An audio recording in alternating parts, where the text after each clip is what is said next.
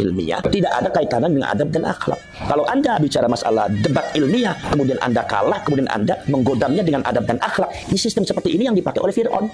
Seumpama saya urusan dengan santri saya, begitu urusan saya kalah, saya bilang, kamu kurang ajar sama guru, bukankah saya itu ngajar kamu dari mulai kamu gak bisa sampai sekarang besar, begitu besar kamu sekarang tentang saya. Lah nggak boleh seperti itu. Itu namanya tidak ilmiah. Anda tidak memahami konteks ilmiah namanya. Bukan berarti Kiai Imaduddin kemudian tidak menghormati Abu Lutfi, Habib Ali, tidak menghormati Sahibul Ratil Kubra, Abdullah bin Ali Al-Haddad atau para habaib yang lain ulama-ulama. Bukan masalah itu. Seperti masalah tayamum, bagaimana Imam Malik dengan Imam Syafi'i berbeda. Bahwasanya kata Imam Syafi'i, Imam Malik itu kadang riwayatnya belum banyak datang di Imam Malik itu. Riwayat masalah tayamum itu datang banyak lengkap ketika saya datang. Ketika saya ada, saya mencari data-data tentang masalah tayamum, ternyata seperti ini. Berbeda dengan Imam Malik. Berbeda pada waktu guru saya belum lengkap ini haditsnya. Itu bukan berarti Imam Syafi'i itu kesul adab terhadap Imam Malik, bukan, jangan dimaknai seperti itu. Anda datang ke Kiai, jangan debat ilmiah, saksinya mana? Tapi kalau debat saya minta ya lawannya yang selevel gitu.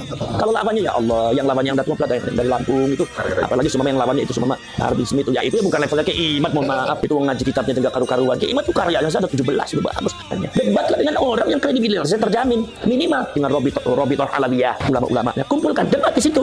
Itu namanya ilmiah, itu bagus. Namanya Abu Lutfi, namanya Habib Ali Kuita, kemudian Abdullah bin Ali Al-Haddad Sahibul Ratib, kemudian para Habib Umar bin Hafidh. Itu mereka adalah ulama-ulama besar. Itu mereka adalah waliullah, ulama besar. Banyak muridnya Sahibul Karamah wal Barakah. Tidak berkurang karomahnya walaupun semua nasabnya enggak nyambung. Walaupun menurut kajian ilmiah nasabnya enggak nyambung, itu tidak berkurang. Mereka tetap orang mulia, orang alim yang kita patut meminta barokahnya, meminta karomahnya, meminta apa? Fuyudatul ilahiyah, yaitu anugerah-anugerah dari Allah Subhanahu wa taala. Karena kemuliaan kaum Ba'alwi itu bukan terletak pada itu saja. Kaum Ba'alwi itu saya lihat sejarahnya itu ternyata banyak minal mutasawwifin.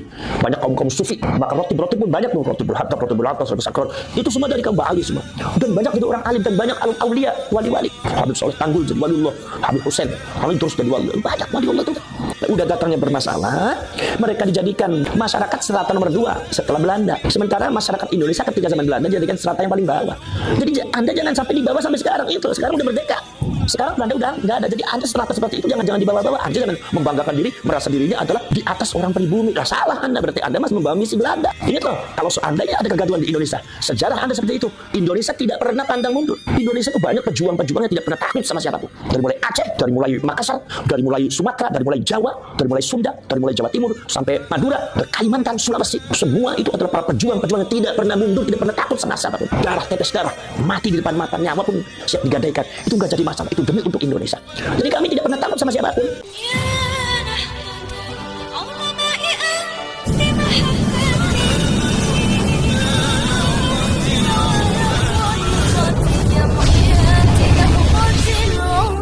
Nggak boleh seperti itu. Jadi Anda jangan merancukan antara kajian hasil ilmiah dengan adab. Itu beda. Kalau Kiai Imaduddin yang saya lihat itu kajian ilmiah. Jadi kalau Anda membantah ya secara ilmiah. Kalau kajian ilmiah ternyata dapatnya tidak sesuai dengan apa yang sudah ditetapkan, nggak jadi masalah. Itu masalah ilmiah, masalah biasa. Ilmiah tidak ada kaitannya dengan adab dan akhlak. Kalau Anda bicara masalah debat ilmiah, kemudian Anda kalah, kemudian Anda menggodamnya dengan adab dan akhlak, di sistem seperti ini yang dipakai oleh Fir'aun. Fir'aun itu pada waktu debat dengan Nabi Musa, ketika ditanya, Musa kamu itu Tuhannya siapa? Kata Nabi Musa, Tuhan saya yang bisa menghidupkan, yang mematikan. Kemudian tiba-tiba Fir'aun menghadirkan 2 orang, yang satunya dibunuh, yang satunya dihidupkan. Kata Fir'aun, wa ana uhyi wa umit. Saya juga menghidupkan tuh, saya juga bisa matikan. Artinya kalau memang Tuhan kamu adalah menghidupkan dan mematikan, saya juga bisa. Akhirnya kata-kata Nabi Musa apa? Tuhan saya adalah Tuhan yang bisa memindahkan matahari dari timur ke barat dan mendatangkan bulan ketika malam dan melenyapkan ketika siang. Tuhan saya Tuhan yang bisa menggeser matahari. Di situ Fir'aun lemah, logikanya kalah, debatnya kalah. Lah Fir'aun baru menggodamnya dengan apa? Ya dengan kayak tadi, otoritas. Musa, kamu tuh kurang ajar. Bukankah kamu telah diurus sama saya dari kecil? Kamu kan diurus sama saya dari kecil. Begitu besar kamu kurang ajar sama saya. Boro-boro kamu terima kasih. Lah, Fir'aun itu merancukan antara debat ilmiah dengan otoritas. Ini bukan bicara masalah otoritas Nabi Musa itu menghormati atau tidak. Tetapi ini adalah masalah ilmiah. Ketika Fir'aun tanya seperti itu, ya Nabi Musa jawab. Ketika Nabi Musa itu memenangkan perdebatan itu, maka Fir'aun menggodam Nabi Musa dengan otoritas. Jadi itu caranya Fir'aun mengalahkan orang. Jangan seperti itu. Seumpama saya urusan dengan santri saya, kan saya kalah. Saya bilang, kamu kurang ajar sama guru. Bukankah saya itu ngajar kamu dari mulai kamu gak bisa sampai sekarang besar. Begitu besar kamu sekarang tentang saya. Lah nggak boleh seperti itu. Itu namanya tidak ilmiah. Anda tidak memahami konteks ilmiah namanya. Masalah kajian kayak Imaduddin, kajian ilmiah, dan itu sah-sah saja, nggak ada masalah. Bukan berarti kayak Imaduddin itu kemudian tidak menghormati Abu Lutfi, Habib Ali, tidak menghormati Sahibul Ratil Kubra, Abdullah bin Ali Al-Haddad atau para habaib yang lain, ulama-ulama. Bukan masalah itu. Itu masalah ilmiah aja. Debat dengan ilmiah saja. Nggak apa-apa. Kajian-kajiannya juga bagus. Titen kayak Imam itu bagus. Saya sudah lihat di Titen bagus. Lah, kemudian Imam Malik bin Anas Al-Asbuhi itu adalah gurunya Imam Syafi'i. Tapi Imam Syafi'i berbeda dengan Imam Malik. Ketika subuh tidak kunut, maka Imam Syafi'i kunut. Debat luar biasa. Bahkan di dalam sejarahnya sanad Ali dipegang oleh Imam Syafi'i itu lebih kuat daripada sanad yang dipegang oleh Imam Malik dalam kitab Muwatta'nya. Sehingga timbullah setelah Imam Syafi'i timbul Imam Bukhari yang punya kitab Sahihul Bukhari yang disebut dengan Ashahul Kutub Ba'dal Qur'an. Artinya bukan Muwatta'. Apakah ini berarti Imam Bukhari kurang ajar sama Imam Malik? Bukan seperti itu. Atau Imam Bukhari kurang ajar sama Imam Syafi'i, atau Imam Syafi'i kurang ajar sama Imam Malik. Oh, Anda jangan seperti itu. Bukan itu. Ini adalah kajian ilmiah yang sifatnya peradaban keilmuan. Ilmu harus dinamis, harus maju, harus dinamis. Dan ini di Indonesia saya lihat fenomenanya bagus. Jangan dianggap negatif. Ini justru bagus. Dulu perdebatan semacam ini ada di Mesir. Sekarang Mesir mungkin sudah mulai kendor. Sekarang di Indonesia bagus. Walaupun yang perdebatannya sangat luar biasa. Kenapa? Karena menyangkut implikasi dari itu. Ketika Kiai Imad mengatakan seperti itu, maka implikasinya membatalkan seluruh nasabnya para habaib. Itu kan begitu. Dan itu menurut saya nggak jadi masalah. Kalau memang kajian Kiai Imad itu benar, dan saya lihat itu memang benar, dalam bukti-bukti data-data itu validitasnya bisa dipertanggungjawabkan. Makanya Kiai Imad kenceng. Itu yang kita nggak usah jadi masalah. Sekarang begini, Imam Syafi'i dengan Imam Malik, bahkan Imam Ahmad bin Hanbal disuruh ijtihad sama Imam Syafi'i. Ya Ahmad ijtihad kamu Ahmad. Imam Ahmad bingung gimana saya harus berbeda pendapat dengan guru saya, apakah usul adab atau tidak. Kata Imam Syafi'i ijtihad Ahmad, ijtihad, jangan sama dengan saya. Akhirnya Imam Ahmad berijtihad dengan sekuat tenaga, barulah mendapatkan hukum-hukum yang berbeda dengan gurunya. Betapa luar biasa Imam Ahmad. Apakah Imam Ahmad itu kemudian ketika mengatakan Imam Syafi'i dalam hal ini guru saya salah, apa itu kurang ajar? Enggak. Apa itu usul adab? Oh tidak, itu hal ilmiah. Seperti masalah tayamum, bagaimana Imam Malik dengan Imam Syafi'i berbeda. Bahwasanya kata Imam Syafi'i, Imam Malik itu karena riwayatnya belum banyak datang di Imam Malik tuh. Riwayat masalah tayamum itu datang banyak lengkap ketika saya datang. Ketika saya ada, saya mencari data-data tentang masalah tayamum, ternyata seperti ini. Berbeda dengan Imam Malik. Berbeda pada waktu di guru saya belum lengkap ini hadisnya. Itu bukan berarti Imam Syafi'i itu usul adab terhadap Imam Malik, bukan, jangan dimaknai seperti itu. Ini bicara masalah agama. Ini bicara masalah konteks ilmiah. Jadi kalau Anda bantah saya secara ilmiah. Nggak usah dengan pakai narasi kebencian, kemudian juga dengan pakai podcast yang nggak benar. Anda datang ke Imad, nyatakan debat ilmiah. Saksinya mana? Tapi kalau debat saya minta ya lawannya yang selevel gitu. Kalau lawannya ya Allah, yang lawannya yang datang yang dari Lampung itu, apalagi semua yang lawannya itu semua Harbi Smith itu, ya itu bukan levelnya ke Imad, mohon maaf, itu ngaji kitabnya juga karu-karuan. Ke Imad tuh karyanya saja 17 itu bagus. Ini saya nih, alhamdulillah saya juga sudah menyelesaikan S3 tahun 2009 itu. Saya tahu persis. Dia orang pintar dan ilmiah sekali. Jadi lawannya jangan itu. Jadi lawannya bagaimana? Lawannya saya minta ke Imad kalau semua diajak debat ya sama orang-orang yang kredibilitas keilmuannya tidak ada. Jangan mau, buat apa debat dengan orang jahil? Ya omongannya nggak karuan, akhirnya jadi fitnah. Namanya orang jahil kan ngomongnya kadang-kadang keras, kasar, kadang nggak bagus. Sayang ke Imadnya, sayang ke ilmuannya. Debatlah dengan orang yang kredibilitasnya terjamin minimal dengan Robitoh Alawiyah, ulama-ulama. Ya, kumpulkan debat di situ. Itu namanya ilmiah, itu bagus. Kalau semua dekat dengan orang-orang yang ya Allah, ya mohon maaf itu. Saya juga bisa membaca dari karakternya, dari cara bicaranya. Ini orang nggak ilmiah, ngapain juga debat dengan orang semacam itu? Orang jahil, nggak usah diladeni. Kalau orang jahil itu nggak usah, nggak ada manfaatnya, biarin aja. Udah di atas ada Allah Subhanahu Wa Taala, nggak usah jadi pikiran dan jadi apa. Yang penting Kiai Imad tetap pada itu. Dan saya dukung ya perjuangannya Kiai Imad tuh kalau memang itu. Kenapa? Karena ini persoalannya bukan masalah persoalan Kiai Imad. Kalau Anda mengatakan itu masalah Kiai Imad, oh, bukan. Anda salah paham. Itu sejak dulu sudah ada. Sejak zamannya abad ke-8 Imam Fakhruddin Ar-Razi sudah menyatakan bahwasanya Sayyid Ahmad tidak memiliki anak bernama Abdullah. Sehingga pada waktu abad ke-13 Syarif Abdul Rafiq penguasa Hijaz ketika itu dari Syarif Al-Hasani itu melarang kaum Ba'alwi memakai nama Sayyid dan Syarif. Kenapa melarang? Karena beliau raja. Itu berarti kan sebelumnya sudah ada kajian, berarti kan sudah ada polemik, dan itu karena itu sudah ada ketetapan. Satu nama selanjutnya yang terbaru di antara ada salah satu naqib daripada Nakobatul Ashraf yang ada di Mesir, itu salah seorang Syarif yaitu Al-Hasan, itu juga mengatakan ada ibtalun nasab li ali Ba'alwi, membatalkan nasab bagi keluarganya Ba'alwi dengan catatan-catatan secara ilmiah. Itu seorang naqib, beliau seorang nasabah dari Nakobatul Ashraf yang ada di Mesir.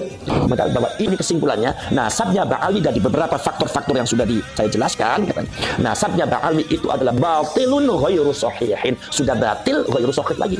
Berarti Artinya apa? Kalaupun ada perdebatan, itu karena apa? Menurut mereka, para nasabah yang ada di internasional, khususnya Nakubatul Ashraf, semua baik ada di Irak ataupun ada di Mesir, itu mengatakan bahwasanya adanya nasab nyambung Ba'alwi adalah klaim sepihak dari Ba'alwinya atau dari ulama-ulama yang ada hubungan emosional dengan Ba'alwi. Ya, seperti yang dikemukakan oleh Kiai Imaduddin. Memang itu ada benarnya, karena yang berpendapat begitu bukan Kiai Imad aja, dulu udah ada. Saya juga waktu kecil sudah ada beberapa mbah saya dan dikasih tahu sama abah saya bahwasanya Ba'alwi itu memang terputusnya di Abdullah dan Ubaidillah. Saya saja waktu muda udah tahu seperti itu. Dan sebelum viral masalah ini belum ada, saya udah tahu benar. Itu sudah ada masalah. Jadi artinya ya Anda nggak usah debat dengan Kiai Imad, debat dengan semuanya, termasuk dengan Syarif Abdul Rafiq, Nakubatul Ashraf yang ada di Mesir, yang ada di Irak, dan yang lainnya, Imam Fakhruddin Ar-Razi itu. Jadi artinya ini masalah ilmiah dan menurut saya nggak jadi masalah mau nyambung atau tidak. Yang penting artinya ketika ilmiah itu dikemukakan, itu Anda jangan bicara bahwa oh itu berarti kurang ajar sama ulama ini. Bukan. Namanya Aba Lutfi, namanya Habib Ali Kuitang, kemudian Abdullah bin Ali Al-Haddad Sahibul Ratib, kemudian Habib Umar bin Hafiz. Itu mereka adalah ulama-ulama besar. Itu mereka adalah waliullah, ulama besar. Banyak muridnya Sahibul Karamah wal Barakah. Tidak berkurang karamahnya walaupun semua nasabnya nggak nyambung. Walaupun menurut kajian ilmiah nasabnya nggak nyambung, itu tidak berkurang. Mereka tetap orang mulia, orang alim yang kita patut meminta barokahnya, meminta karomahnya, meminta apa? Fuyudatul ilahiyah, yaitu anugerah-anugerah dari Allah Subhanahu wa taala. Karena kaum Ba'alwi ini kalau seumpama dari segi nasab itu tidak nyambung, itu menurut saya nggak usah jadi masalah. Karena kemuliaan kaum Ba'alwi itu bukan terletak pada itu saja. Kaum Ba'alwi itu saya lihat sejarahnya itu ternyata banyak minal mutasawwifin, banyak kaum sufi, maka rotib pun banyak, rotibul hatta, rotibul atas, sakar. Itu semua dari kaum Ba'alwi semua. Dan banyak dari orang alim dan banyak aulia, wali-wali. Habib Saleh Tanggul jadi waliullah, Habib Husain, kami terus jadi wali. Banyak waliullah itu. Jadi artinya tidak akan berkurang. Nah, itu maka dari itu kita tetap menghormati Ba'alwi, ulama-ulama yang alim. Nah, tapi kalau ada oknum Ba'alwi yang kadang-kadang berbuat tanpa tidak ada sopan santunnya, tidak ada akhlaknya, baru itu kita harus dihentikan. Kalau nggak dihentikan bahaya. Awas, Anda jangan macam-macam di sini. Karena Anda kisahnya begitu. Kenapa? Karena dari Ba'alwi itu yang jadi masalah di Indonesia, ya, khususnya di Indonesia itu adalah bukan masalah nasab saja. Sejarah kedatangannya pun sudah bermasalah. Bagaimana Habib Utsman bin Yahya Mufti Betawi yang digaji oleh Belanda, kemudian beberapa fatwanya banyak bertentangan dengan ulama-ulama yang sudah ada, bahkan melemahkan. Padahal beliau datangnya tahun abad ke-18, ya kan? Beliau datangnya baru-barusan dipanggil oleh Belanda, sementara ulama-ulama yang keturunan Wali Songo sudah ada. Bagaimana Syarifah Fatimah, di mana Syarifah Fatimah bekerja sama dengan Belanda untuk mendapatkan Kesultanan Banten, di mana keturunan aslinya yang dari Banten itu yang anak terbesarnya itu dibuang di Ambon, sementara Syarifah Fatimah Abdullah dijadikan sultan oleh Banten dan akhirnya mendapatkan masalah. Akhirnya malah Belandanya akhirnya menghukum Syarifah Fatimah dengan Syarif Abdullah.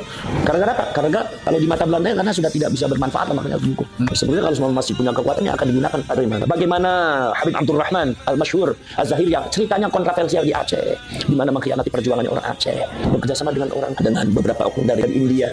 Dan bagaimana yang lainnya ini juga datangnya bermasalah ini. Alam dari Hadramaut itu, ya.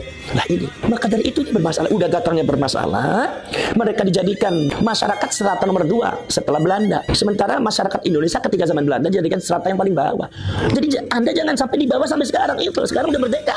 Sekarang Belanda udah nggak ada. Jadi Anda strata seperti itu jangan di bawah-bawah. Anda jangan membanggakan diri, merasa dirinya adalah di atas orang pribumi. Nah, salah Anda, berarti Anda masih membangun si Belanda. Jadi menurut saya itu fakta sejarah, bukan provokasi. Itu fakta sejarahnya seperti itu. Dan itu fakta sejarah tentang nasabnya seperti itu. Tinggal Anda transformasi. Kaum Ba'alwi itu mengadakan transformasi. Tunjukkan kepada masyarakat bahwa kami sekarang tidak seperti itu dulu sama Belanda. Iya.